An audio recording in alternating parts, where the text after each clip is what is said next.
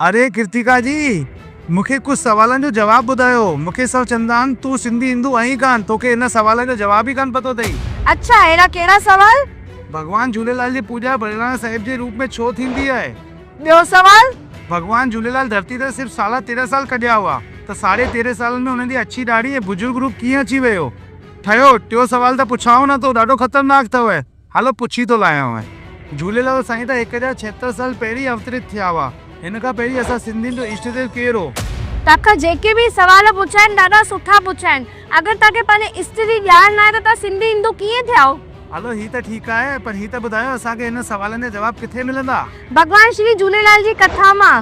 21 जून खां 24 जून जो भोपाल जे संत विद्याराम नगर में साईं श्री लालदास साहिब जी जे श्री मुख सां भगवान श्री झूलेलाल जी कथा जो पाठ थींदो, जंहिंजी शुरूआत 21 जून जो कलश यात्रा खां थी करे 24 जून जो सामूहिक 251 बहिराणा पूजन जे रूप में पूरो थींदो। जेके बि तव्हांजा सवाल थींदा इन कथा में तव्हांखे सॼे सवालनि जा जवाब मिली वेंदा। पाण खे पंहिंजे इष्ट देव जी जीवन लीला जी ॼाण हुजणी खपे। अचो गॾु मिली करे इन कथा में जुड़ूं।